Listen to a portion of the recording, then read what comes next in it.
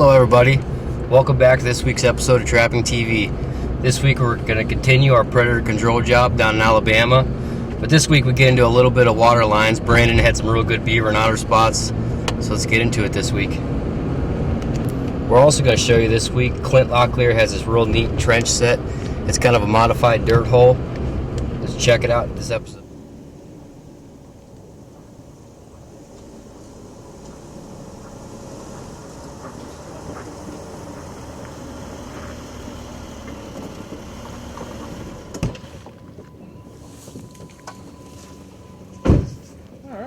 Mr. Bandit.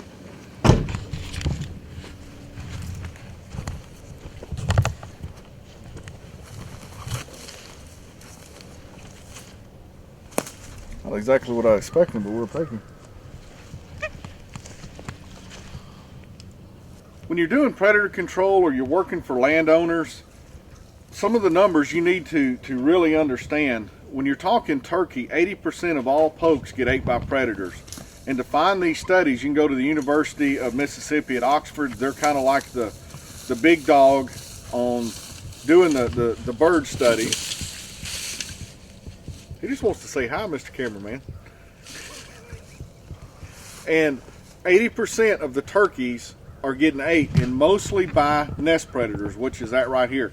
Down here, they're trying to get quail. If you look at different studies, you'll find out that 90 to 92% of all quail are killed by predators, and most of them is sitting right there. So if you're down here, we're trying to, we got a bunch of us together. We're being guys. Guys want to catch coyotes just because it's more manly and stuff like that. But for the landowners here, actually, the judge we're trapping on, he's more concerned about those than he is about me catching coyotes. So when you see these things and you're going out and you're on somebody and they're worried about turkey and quail, make sure to set out some extra DPs and some extra traps and different things like that, because it'll make a world of difference on the turkey and quail population. Okay, I want to show a little bit about this set. This is a little, not the standard dirt hole per se.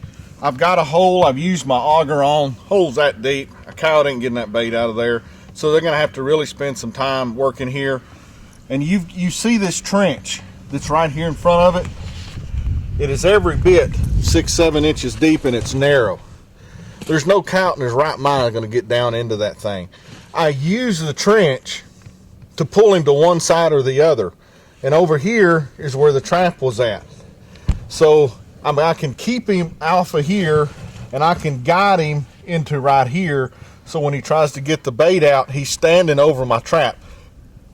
I blocked it down without having to use sticks or anything. I'm just using natural dirt. The other cool thing about this, the water will run off my trap bed and fill this up if we get rain, and my trap is still working up here.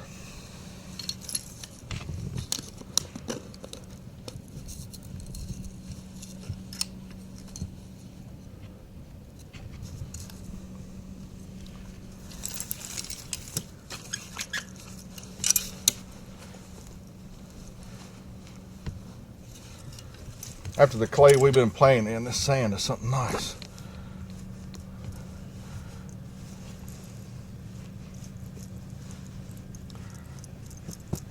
See, that coyote's coming right up through here. He's going to be right on it. Now, what do we do with this drag? Because it's in the way. I mean, you can see this coon, the drag didn't move the saber tooth probably 2 feet. When you're covering these drags up, first thing you always want to do is put a layer of dirt. You're going to wind this chain in there so it doesn't get hooked on a point on the way out. And all I'm going to do is basically bury it.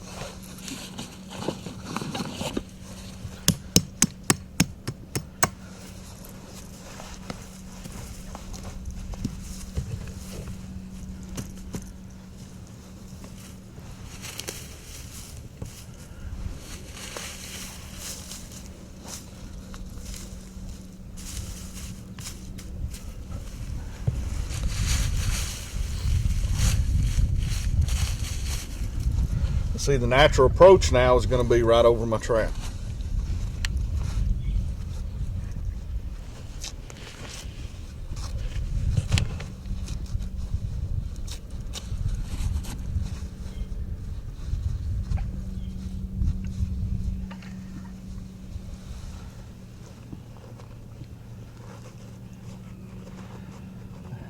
This trap's got about 3 pounds of pan tension on it. Yesterday I had a gray fox all over this thing.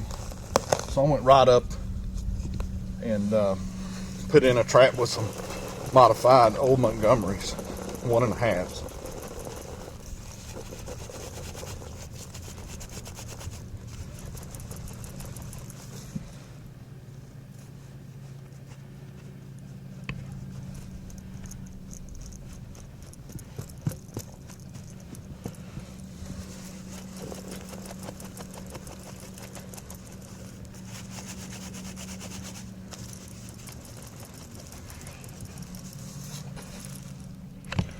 All my stuff's still in the hole. That's the nice thing about these drags on long chain. That's all I've got to do to remake the set. If I'd have staked this coon out here, he'd have tore all this up, and I've got to go back and I got to remake it. Coon was over there, shot the coon over there, drag everything back, reset it. We're good to go in just a couple of minutes.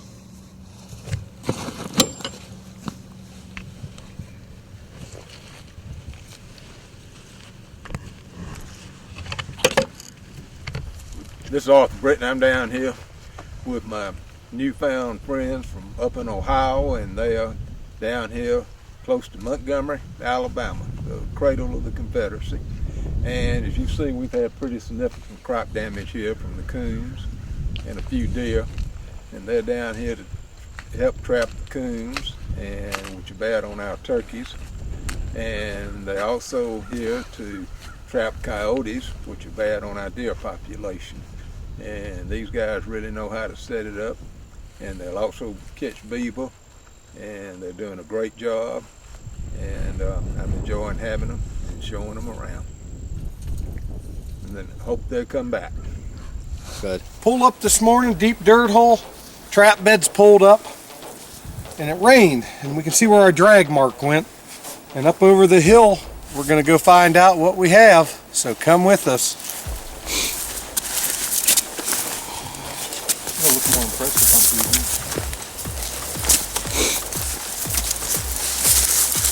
I'd say we have us a nice red fox. I don't think I'm gonna shoot him for dispatch. I'm gonna use a different method. So I'm gonna get the catch pole.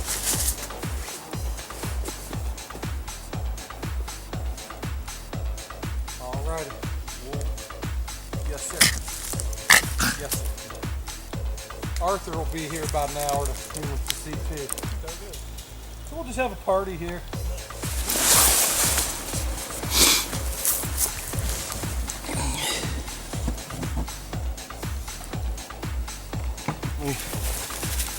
Good choice, personally.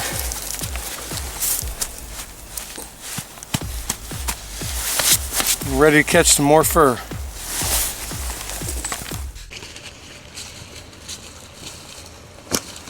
We got a 330 right here. There's a beaver crossover going down to the creek from this beaver pond. And we had it submerged right here. Got a nice big 40-pound beaver.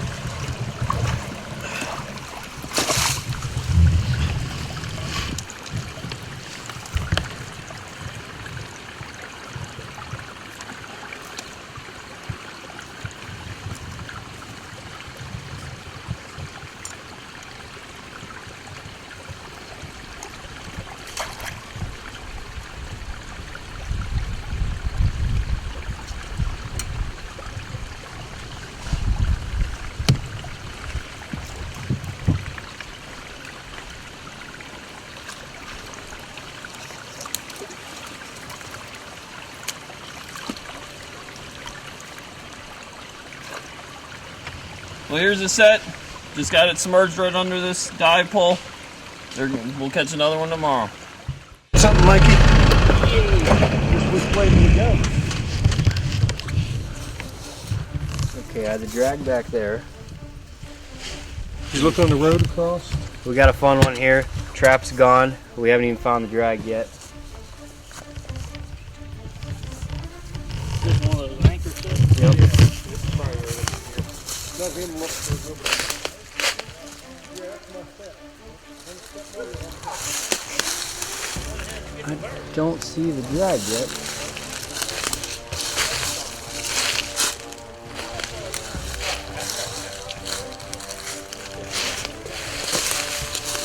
Right here. There he is.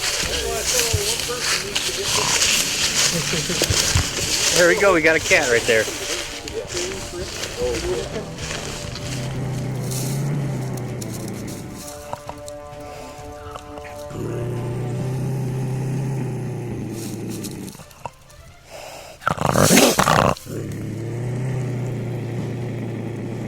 We're about to finish up for today. We're gonna put one more set in. Found a good intersection here. There's some water on both sides, a big thicket behind us, and it's all cow pasture around us. So you can see it, just a game trail coming through here. Coyotes, cats, fox should be moving right through this area. We're gonna go ahead and put this set in and get on the road and get skinning.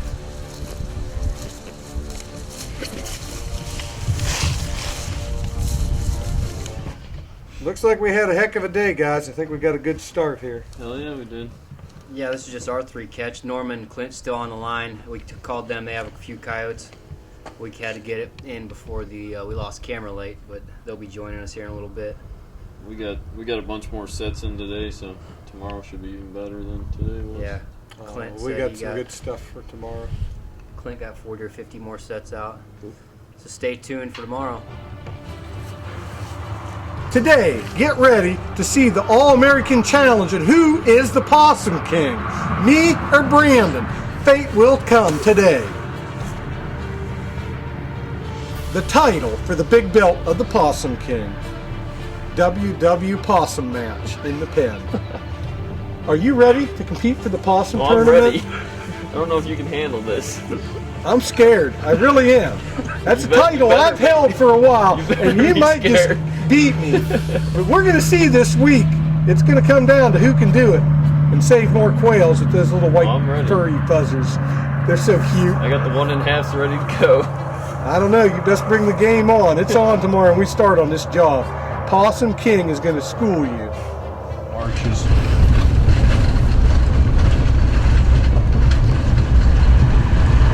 When you're out, we're out of, me and Norm's out of state trapping, and when you're out of state, you really got to pay attention to your diet, because if you don't eat the right foods, you run out of energy, you start making excuses why you're not putting out more traps, different things like that. So what we found is the super food for breakfast when we're long lining, hands down, corn dogs. They keep with you a long time.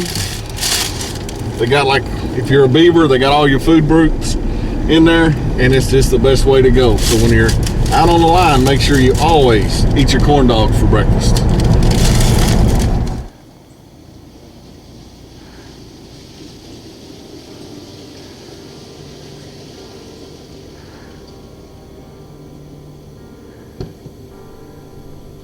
All right, finally. Don't say finally, dude. Looks like a nice little male. Good catch. At number 3, double long spring with a big pan. What about the location? What we got here is the soybean field that we're setting in. And it runs back here behind me. There's a fence line that runs right off to this one side, and it goes the full length of this field. On the opposite side, it's a soybean field as well. So these coyotes are going to come running down these fence lines and stuff. They're going to hunt in the fence line looking for rabbits and things like that. They also have quick cover in case anybody's out here and tries to take a shot at them during deer season. So they're going to travel these edges. It's a great location. We've got a main road that comes through here that cuts through the center of the property. So everything's going to come through here. It's kind of like a big X, and we're just right there in that X. So, you know, look for locations like that. You'll do real well at them. Looks like the sticks are messed up. Oh yeah. Got an otter. Nice one.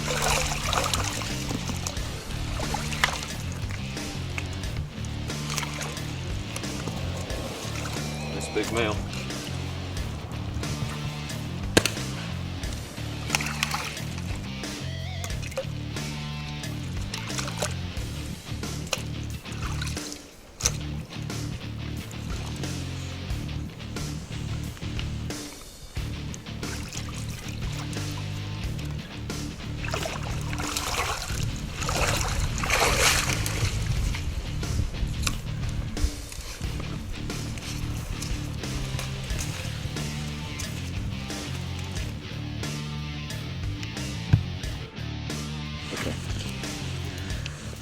Yeah, I'm at a dirt hole set, and this, to me, this is just some of the fascinating stuff when you start paying attention to animals. This is a gray fox track right here.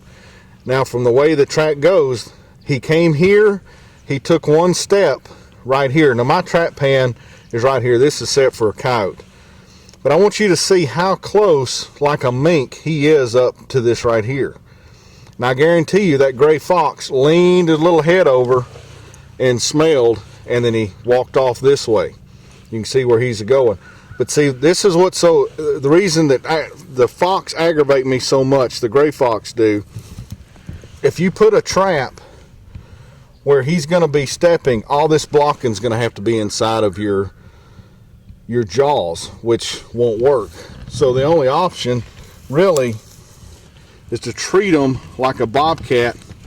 And either, if this was our pan right there, that was our pan, we would have to use sticks and go off of the pan and not the jaws to try to give him this line that he's already using anyway with this stuff right there, because he's not even a half an inch off of that point.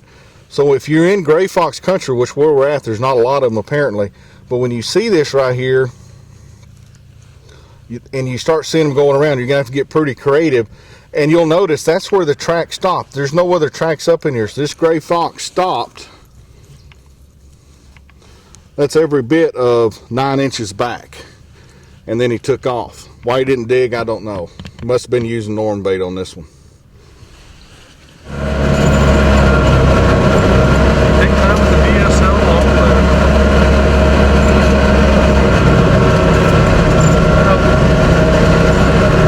the sun on that green field here.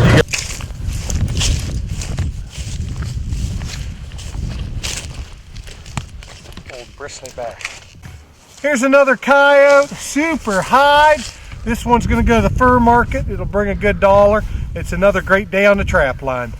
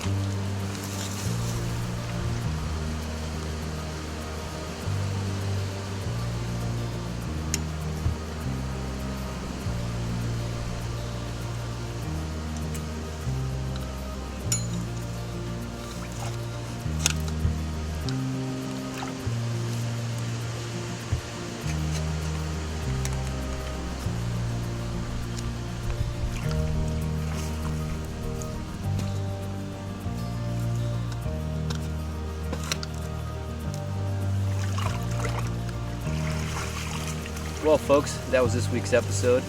So next week we're going to finish up down here in Alabama, and we're going to feature a basic dirt hole set. Thank you for watching, and see you next time.